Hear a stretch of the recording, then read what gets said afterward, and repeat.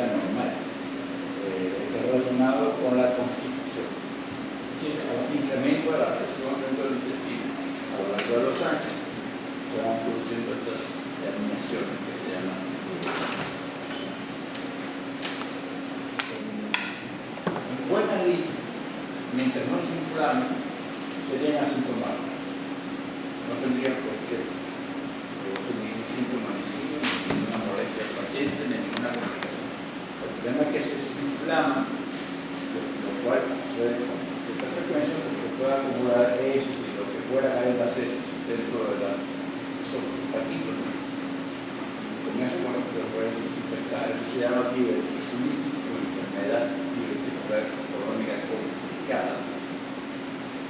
Y eso sí da fiebre, dolor, sangramiento y eventualmente incluso no tienen que hacer mucho esfuerzo para imaginarse que si inflama se pudiera perforar, eventualmente dar una peritonitis. Entonces, si uno abre el intestino, adelante. Y estos, claro, puede haber divertículos a diferentes niveles del intestino, incluso de cada grueso, es el divertículo americano. Pero esta enfermedad se llama diverticular, es decir, enfermedad diverticular colónica. Uno podría decir sigmoidea, porque siempre se ve. Ya cuando son estos múltiples divertículos. Si tienes abierto sigmoide, lo que ves es la entrada de los diferentes divertículos. Para que me entiendan, ahí está el intestino visto de afuera con los divertículos. Ahora tenemos un segmento del intestino, lo abrimos y lo que vamos a ver es de una mucosa donde está cada divertículo. Ahí puede que se hagan entender mejor por qué puede quedar atrapado ahí material de las heces por mucho tiempo y secundariamente infectado. Bueno, esta foto está un poquito esotérica, porque sería que han abierto un divertículo y se ve la mucosa adentro. Ahora, estos divertículos, todos decimos divertículos coloquialmente, pero en estricto criterio patológico y anatómico no son divertículos reales. Porque el divertículo real debe incluir en su pared los mismos componentes de la pared donde se origina. Pues si tienes un divertículo, por ejemplo, en la vejiga, y es un divertículo verdadero, entonces deberíamos encontrar todas las capas, incluido el retrosoma metido en la pared del divertículo. Y acá sería fácil, bueno, primero, si tú ves este código y dices que hay algo que sobra, porque cuando los dos se dan luz, ¿no? El intestino. ¿Ya? Hay un detalle que te deja saber que la luz es esta. Aquí se pierde la capa muscular, ¿no se dan cuenta? Entonces, esta es el epitelio del divertículo, este es el epitelio del intestino. Por lo tanto, si se pierden capas, ya no sería un divertículo verdadero, pero igual ya no divertículo verdadero. Bueno, una de las características es que se pierde la capa muscular. Si se atenúa o se pierde totalmente. ¿Vale? La otra cosa es que también se comprime la submucosa. Fíjense el ancho de la submucosa acá y el ancho de la submucosa. Y también se aplana un poco el epitelio, lo cual en este corte es menos evidente, pero no, por ejemplo en este es mucho más evidente. Dice que hasta acá tenemos la mucosa conmuscular con todas las capitas, y aquí se empieza a atenuar la muscular y se empieza a atenuar la submucosa y además el epitelio es menos ancho que acá. Aquí tenemos como la desembocadura, ¿no? del epitelio. Entonces eso sería normal, en la medida que empiece a bajar se va a perder. Fíjense que acá el ancho de la submucosa, y aquí empieza a disminuir, y si lo seguimos hacia abajo tendríamos la pista que hemos visto antes, sin muscular, y con mucho menos mucosa y aplanamiento del epitelio. El aplanamiento es muy evidente acá comparado con este, ¿no? Mucho menos espesor. Pues similar, fíjense que acá hasta aquí llega la muscular y aquí ya no hay. Eso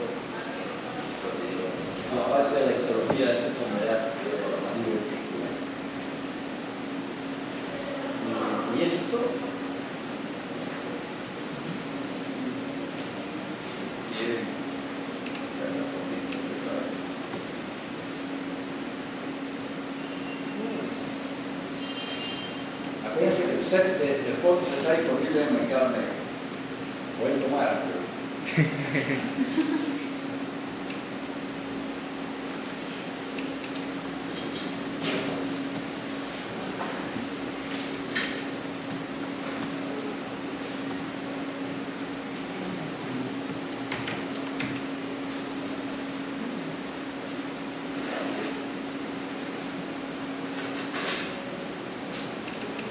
El otro caso que le sigue es un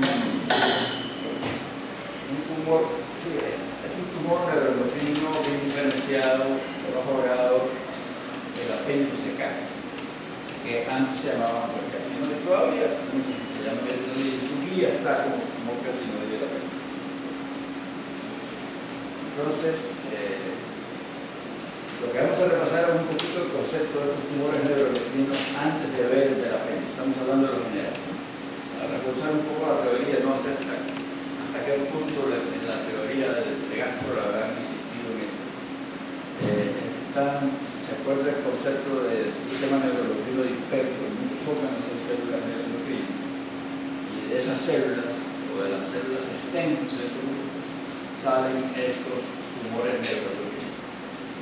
Que pueden ser bien diferenciados y pocamente diferenciados, en diferentes grados, y bueno, se escapa de qué grado, como se departamentoso, cuánto bueno, eso no es un criterio grado, pero lo que hay que saber es que los tumores salen de acá, ¿no? Del sistema neuroendocrino disperso, que pueden estar en cualquier nivel del tracto gastrointestinal.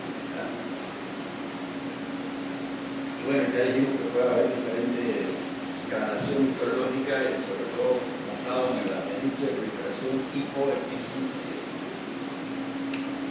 Pero tienen una característica que, más allá de cuántas mitosis tengan y cuánta P67 tengan, la localización también hace diferencia. Entonces, por ejemplo, los del recto suelen ser bastante tranquilos, los del apéndice también, los del estómago son un poquito más peligrosos. El intestino delgado también son como peligrosos. Entonces la localización hace diferencia, sin tener en cuenta las otras variables, como variable independiente.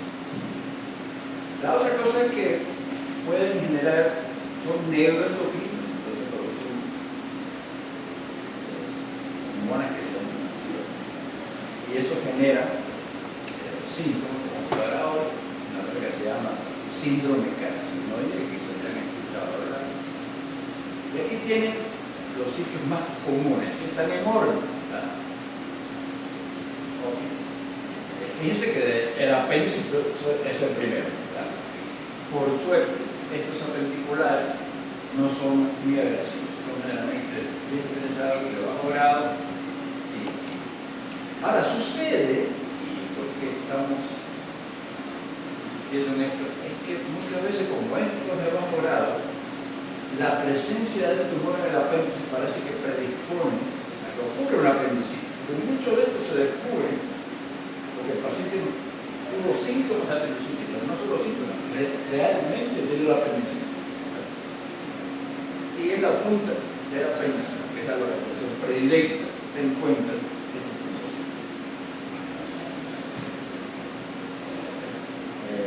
Entonces, la importancia ahora, antes de llegar a la importancia, así como se ven, pero digamos que esto sigue siendo el concepto general para cualquier localización. Para cualquier localización. Y vamos a ver en detalle lo que tiene pero siempre son grupos, cordones de células que no, si es bien diferenciado, no tienen atrofia, es muy bajo índice mitológico. Más granular, y el núcleo tiene una característica que la cromatina tiene zonas alternas de condensación y ausencia de cromatina. Entonces, ese blanco y negro le llaman patrón sal y pimienta. Eso está un nombre que ha sido validado por el tiempo que ayuda a reconocerlo.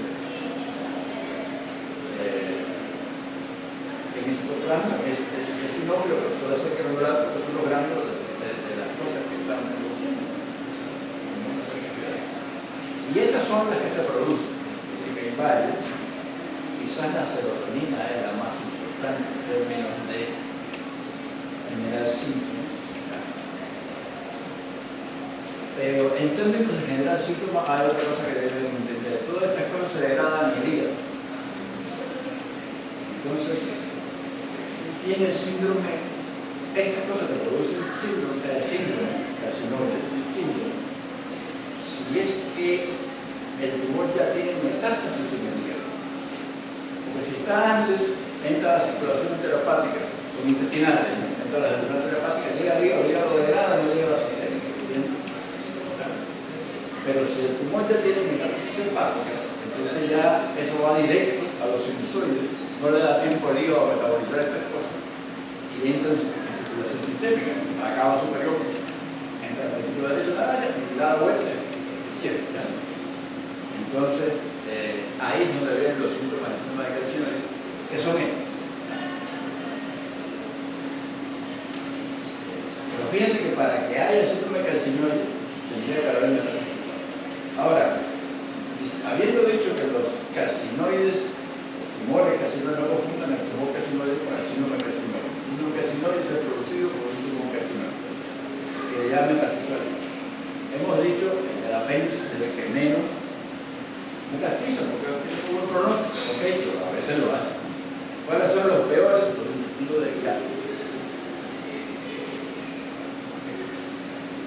Bueno, entonces lo que tenemos acá es una apendicitis. La pared del apéndice está totalmente inflamada. Ahí tú no ves, se te irrita. La inflamación, como mucha de la apendicitis, llega hasta afuera, entonces le llamamos apendicitis aguda supurada con periapendicitis. Fíjense que hasta acá, estas fotos no tienen carcinoide, es que estas fotos no pueden ir al examen. La pregunta del examen no es la apendicitis, es el carcinoide. Lo estoy poniendo en contexto. Entonces, ¿qué pasa? Que en el contexto de una apendicitis, entonces tú empiezas a ver, si eres un patólogo sagaz y acucioso, empiezas a ver que estas cositas que están sobrando para el diagnóstico de apendicitis sí, mayormente, cuando empiezas a fijarte más, efectivamente hay unos grupitos de células metidas ahí, que fijas más mayormente y la vemos. Y ahora, esta es la área muscular, está infiltrando el apéndice. Es un tumor, son unos cordoncitos híbridos que están infiltrando. Cuando lo miras de cerca, entonces, fíjense que no hay atipia, los núcleos son blanditos, pero tienen esta alternancia de blanquito purito, esto es lo que le llaman sal y pimienta. El citoplasma, más o menos un citófilo, con muchos granulitos, que son los granulitos de la secreción. Entonces, esa combinación de hilos y cordones formados por células que no tienen atipia, con ese citoplasma granular y con la característica de los núcleos, es lo que te da el diagnóstico de carcinoide, y a esto le pueden hacer un histoquímico y te lo va a dar cromoranina, sinatoficina, con eso demuestras tu naturaleza neuroendocrina. Si yo te fuera a poner esto en un examen, necesariamente te tendría que poner esta foto y quizás esta o esta, ¿no? Te tendría que poner las dos, porque si yo hago una referencia dónde estamos y qué está bien, por decir. ¿Se entendió eso de una vez?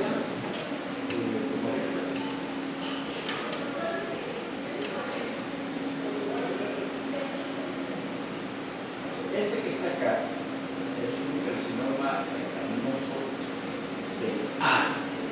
Bueno, que tiene una pieza que proviene de una recepción abdominoperineal, que es una cosa terrible, porque te quitan por el ano y todo lo que está acostado y un pedazo de recto. Entonces, imagínate que obviamente con una colostomía no la vida. Ok, pero ¿qué se va a hacer con un tumor de esa naturaleza en esa localización? Si no te quieres morir, es la única solución. Entonces, una gran tumulación de bolsillos glandulares, o al macro le pueden aumentar la consistencia física, porque esto de los tumores, los hombres, los sarcomas que tienen fondanos de sustancia como carne de pescado. los bordes prominentes, ulcerado con necrosis, pero toda la... ¿Qué síntomas ustedes creen que va a dar esto? Una tumoración ahí en el ano que se ve, esto va a sangrar probablemente, ¿no? Y con eso los síntomas de los cánceres, ¿no? Astenia, diabetes, caquetes, ¿no? Entonces el micro, acuérdense que uno tiene que justificar. Cuando tú escribes un tumor, tienes que justificar el nombre. Entonces tienes que decir, ¿por qué carcinoma? Porque es escamoso, porque tu diagnóstico va a ser ano, carcinoma escamoso.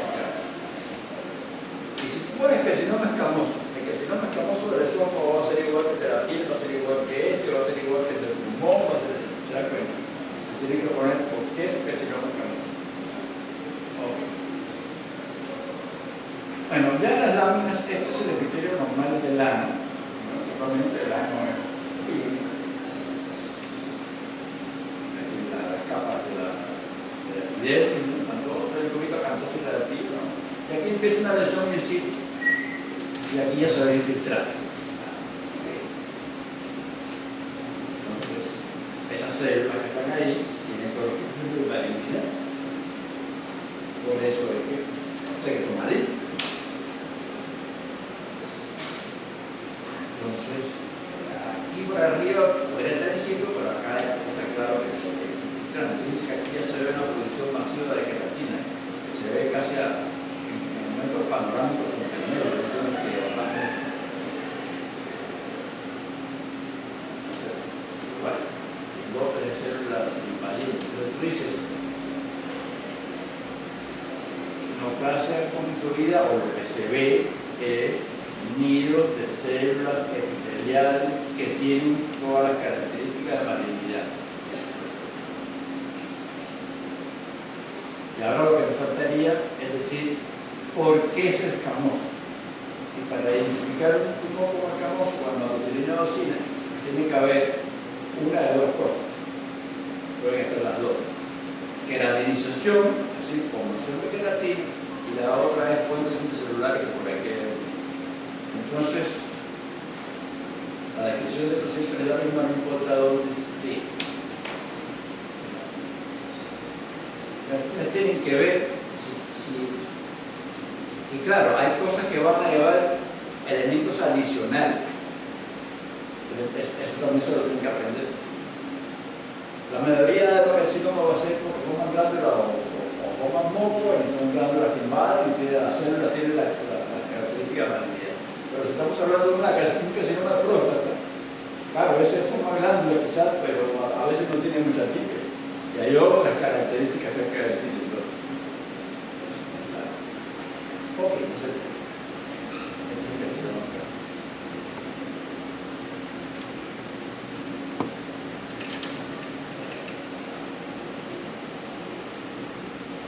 Lo que está ahí es una úlcera péptica.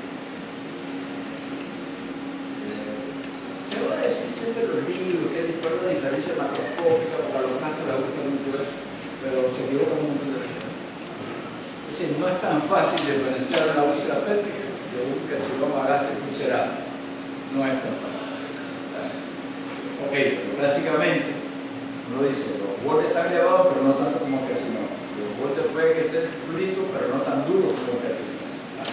Además, en las úlceras pépticas es característico que se mantenga la distribución radial de los pliegues alrededor de la lesión. Además, el fondo tiene necrosis es más limpio que las úlceras malignas, decirlo de alguna manera, carcinoma ulcerado. Ok, lo que ven es una lesión ulcerada, una solución de continuidad, de bordes bien definidos, que mantiene los pliegues de distribución radial de los pliegues gástricos, alrededor. Y el fondo está pues, necrótico hemorrágico, según se ve ahí en la foto. Y en ocasiones, creo que su guía lo menciona, como esto hay una solución de continuidad, en ocasiones ves hasta los vasitos ahí en el fondo. Y eso es lo que generalmente produce el sangramiento de las úlceras. O sea, vamos a decir, esto ocurre con esto duele y eventualmente puede sangrar. Son las dos cosas. Y el dolor tiene ciertas características, ¿no? Esto no es un dolor opresivo como el infarto del miocardio, es un dolor que más bien arde. ¿Y tiene relación con los alimentos? Sí. Pues muchos de los alimentos en realidad mejoran. Muy poquito tiempo, sobre todo con los alcalinos, y la leche, esas cosas te convierten. Pues claro, la estás protegiendo del ácido ahí, imagina el ácido gástrico ahí dándote en la úlcera, pero bueno. Entonces,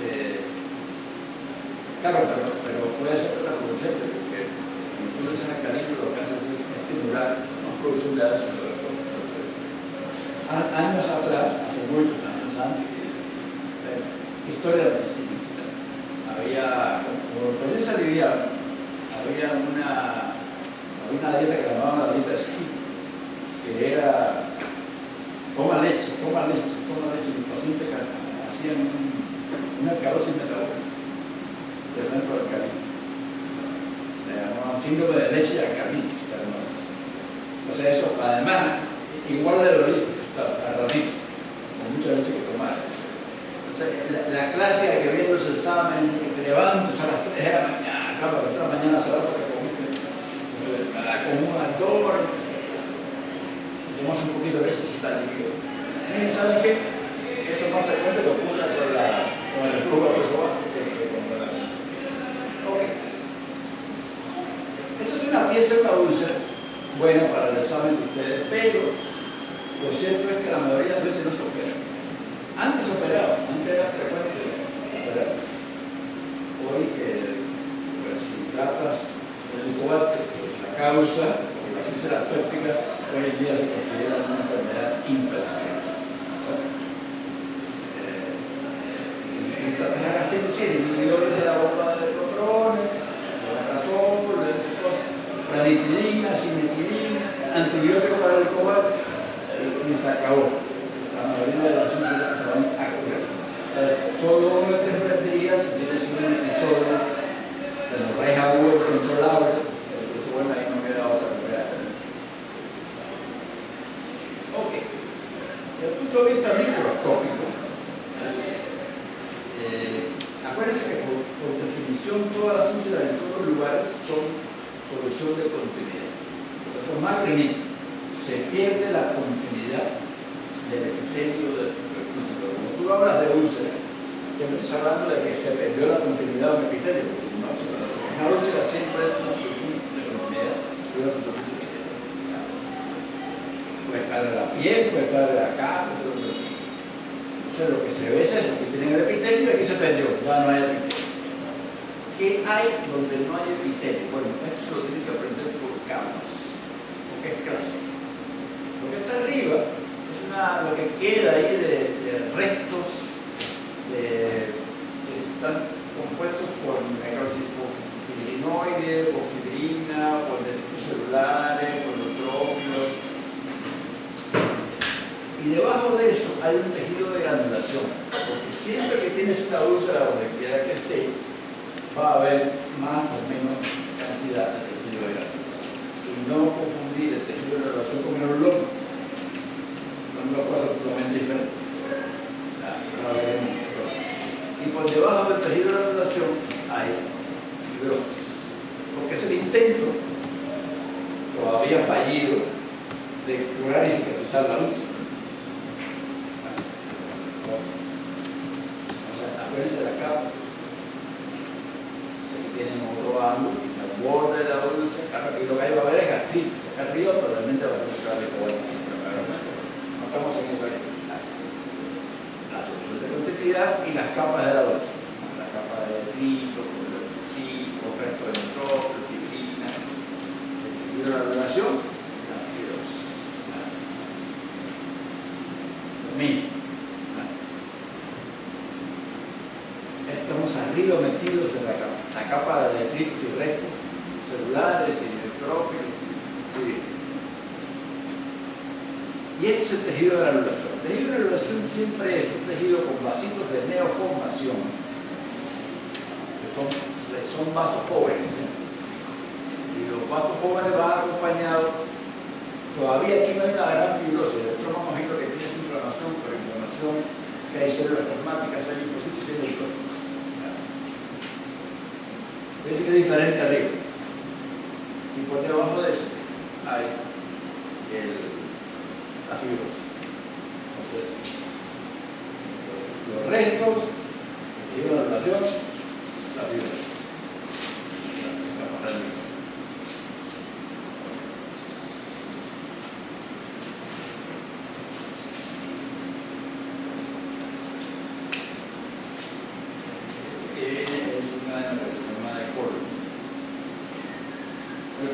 El carcinoma de colon derecho probablemente es una enfermedad diferente a la del carcinoma de colon izquierdo en términos moleculares, la que más va con la inestabilidad microbiota, etcétera, es la del derecho. La del izquierdo más va con las grasas. Antes de que nosotros supiéramos eso, la diferente localización por razones puramente anatómicas genera diferente presentación clínica, porque el colon derecho es mucho más amplio que el colon izquierdo. Si tienes un carcinoma del colon derecho, la lógica es que vas a tener una anemia ferropénica porque eso va a sangrar. Pero no va a ocurrir, va a estar largo tiempo sin ocurrir, porque imagínate, ¿cómo crece y crece? Cuando viene a ver que no es la liga, y nunca había. O sea, la hemorragia o anemia ferropénica es muchas veces la presentación de un carcinoma. Pero el colon izquierdo es el caso. El colon izquierdo es más estrecho. Entonces, en el colon izquierdo es mucho más fácil que se produzca una obstrucción. Estos pacientes muchas veces vienen por obstrucción intestinal, aunque claro, esto también sangra, ¿no? Puede haber sangrado antes, en fin. Y más que muchos de estos pólipos nacen en adenomas preexistentes. Entonces, si el adenoma está grande, el adenoma puede romperse, puede sangrar y todavía no es un carcinoma. Entonces, muchos pacientes de estos, además, como es, porque tiene derecho y el sangramiento es poco, ya la sangre se va diluyendo, se va resolviendo, entonces ya no llega a ser clínicamente evidente. No sé, por eso se hace la dichosa sangre oculta, ¿no? Por eso se hace el TB. Pero en el izquierdo sí tiene chance de ver sangre fresca, ¿no? Porque no se quita ya la sangró. Muchos pacientes, en realidad el sangramiento es que lo saben, porque te permite entonces detectar el tumor cuando todavía la operación va a resolver, cuando no han filtrado tanto la pared. En este no es el caso, este es un buen carcinoma de colon, fíjense que está abierto el colon, que se muere.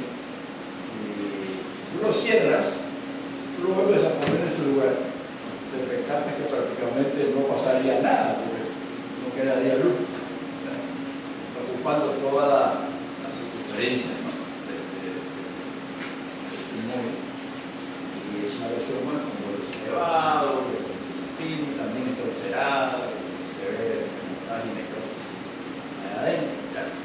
Y esta obstrucción que es típica del colon izquierdo, sobre todo el sigmoide, le han llamado en aspecto del servilletero. Pero no el servilletero del menú, la servilleta de papel, no, el servilletero de los restaurantes pitugos, de la servilleta de tela, ¿no? Que le ponen una cosa en el medio que hace que esté arriba ancha, abajo ancha y en el medio apretadita, ¿no? Ese servilletero, pues sí que se parece. Ya describimos el mar. Los síntomas es que lo podemos llamar anemia, caquexia, cosas de cáncer. Aquí tienen otro. Este es colon derecho, entonces se ve, claro, este, a pesar de que está muy grande, se parece mucho al anterior, pero no obstruye. Porque, claro, hay mucha capacidad de luz ahí. Entonces, es un corte para que vean cómo penetra la pared, o sea, la superficie de la mucosa, todo es cáncer, pero debajo también está el cáncer, pero enfrentando a la pared, en realidad llega a la cirrosis, es estructural, cuando llega a la cirrosis es un T4, usted no tiene que saber eso. Si además infiltra la serosa de una víscera adyacente, de un asa adyacente, un recado, entonces es un T4B. Si esa está bien abajo, es un T4. Para que entiendan cómo funciona, bueno, en este caso, ¿verdad? Y el T3 hasta la subserosa, el T2 hasta la muscular, el T1 hasta la submucosa. Si es limitado a la lámina propia, entonces se llama intramucosa y es considerado prácticamente como una lesión in situ. Aunque no lo es, porque tiene invasión de la lámina propia. Pero en la lámina propia no hay vasos sanguíneos, no hay vasos linfáticos. O sea, es como si fuera in situ, porque no tiene la capacidad de teóricamente. Okay. Entonces, ¿qué ustedes creen que ven acá? Dentro de toda la infiltración igual están los ganglitos regionales. Entonces, los primeros que reciben cuando estas lesiones son metastásicas son los ganglios regionales. Por eso hay que disecar todos los ganglios y el número de ganglios positivos tiene valor pronóstico. Por eso, si hasta 3 es N1 y si tiene más de 3 es N2, si tiene así. Acuérdense que las metástasis ganglionares y los sistemas TMM se tabulan separados a las metástasis más a distancia. Esa es la N. Porque esta cosa de TMM es entenderlo, no aportar eso. Yo por lo menos nunca trataría que T o que E o que E. ¿Qué hacemos en ese ejercicio memorístico? Eso es entenderlo. Y a la larga, cada vez que te digan algo vas a tener que revisar a ver qué significaba exactamente el T3A o el T2B. Entonces, estos tumores son adenocarcinomas, ¿no? Entonces, el único que hay que poner, esto es el recto, así es el colon, ya, y lo que veo es una infiltración, una neoplasia epitelial que forma glándulas y homóconos, ¿no? Sería así. Una de las dos ya va a ser adenocarcinoma. Bueno, usted tiene las dos, tiene glándulas y tiene homóconos. Con invasión de la pared colónica por una neoplasia epitelial que forma glándulas y produce homóconos. Ahora, ¿qué me faltaría? Decir que las células que componen las glándulas tienen todas las características medidas de la pared.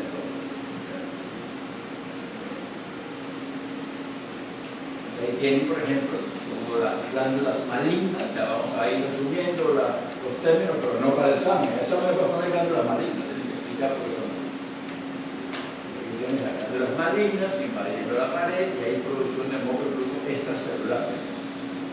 Saliendo el moco. Dando un patrón francamente infiltrativo. Estas son normales, estas son normales. Porque como cambia de estructura. Este patrón es infiltrativo, se ve que está infiltrado. O sea, se angulan las glándulas. Estas son las glándulas normales que son rectas, que tienen glándulas, todas son tumorales. Y aquí tiene producción de moco. Entonces tiene las dos condiciones. Toma glándulas, es adeno. Pero tengan cuidado porque hay que poner porque es maligno. Porque los adenomas también forman glándulas y también pueden tener mocos y no son malignos. Por eso siempre fíjense en el nombre. Tengo que describir lo que satisfaga el nombre que estoy poniendo arriba. Entonces, tumor carcinoma, como sé que es un tumor carcinoma. Eso es lo que hay que poner en la descripción de todo. Glándulas malignas infiltrando el troma de la pared del colon. Por eso que las células son heterocromáticas, con pérdida de la muscular, hay un montón de citosis, hay mucha irregularidad de la membrana nuclear, hay clorofila. Aquí se ve más el moco. Fíjense como el patrón es francamente infiltrativo. Y más de cerca las características de la unidad de la célula. Aquí tengo foto para que vean.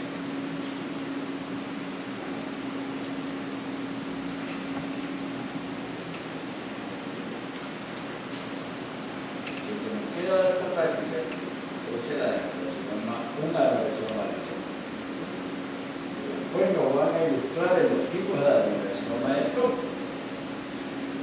Entonces, siempre que está un cáncer, le pueden sumar los síntomas generales del cáncer, la descripción clínica, la caqueza, la pérdida de peso, la resentimiento. Este va a doler, ¿no? Dolor pediátrico. Como después nos van a ilustrar macroscópicamente los carcinomas activos, puede ser diferente de morfología macro, ¿verdad? Según la clasificación del Born, que más bien usa los heterólogo, pero en fin, ya pueden ser planos, cerrados, pueden ser bifoides. Entonces este más bien es medio plano, ¿no? Miren que está acá. Fíjense que este es interesante porque si lo comparan con la úlcera, aquí no ven que se haya un aspecto radiado de los pliegues que están alrededor de la lesión, ¿no? Aquí sí se perdió. Porque no siempre se pierde, ¿eh? Hay úlceras malignas que sí. Entonces, ok, pero aquí se perdió. Tienes un aplanamiento acá de pie con una zona sólida, firme, de bordes irregulares, donde se perdieron todos los pliegues. Está erosionada en esta forma. Y que está una lesión localizada. Bueno, este caso es interesante. Bueno, fíjense que aquí van a poner estómago, órgano, adenocarcinoma, que es lo que está pidiendo su guía. Pues revisamos la guía ahí. Primero vas a entender. Entonces, si no entras en el apellido, no vas a tener que decir nada. Tú puedes empezar otra vez al criterio de cualquier adenocarcinoma, al del colon. Forma glándulas y yo produce moco. ¿Ya? O sea, habría que ver qué hace este.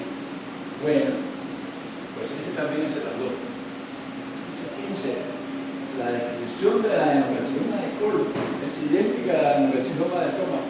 Afectos de los exámenes del examen de laboratorio. Ahora vamos a entrar en un detalle. Ahí están viendo las glándulas malignas, esa es la superficie del estómago. Y aquí ya protos malignos, y aquí queda el resto de la mucosa, el protos mucosa, aquí abajo estaría muy prolijo. Y todo está infiltrado ahí por glándulas. Glándulas que tienen las células con criterio de maligno. Es lo mismo, ¿no? Glándulas infiltradas. Glándulas infiltradas. Pero este es un bolsito, aquí también, ¿no? Glándulas infiltradas. Y las células malignas. Okay. Pero fíjense que el tumor tiene un componente de células anillas. O sea, este es un mixto. Para los que nos van a explicar el seminario del estómago. Este es un tumor mixto. Estructura es difícil. Las dos. Son raras, pero bueno. Como tiene las dos, entonces forma glándulas y produce moco. Tienes toda parecida de adenocarcinoma. Y no te han pedido en tu guía, no te han pedido que le pongas el apellido a la adenocarcinoma. Estómago de adenocarcinoma, no te han pedido que le pongas el impulso, si es intestinal, si es hepatoide, si es eso. Este tendría la producción de moco, la producción de grasa. Te quedas ahí. Plasia epitelial, que forma glándulas y produce moco y está constituida por células que tienen el siguiente, no pongas que tienen las características de malignidad, no pon las características. Ese es el punto.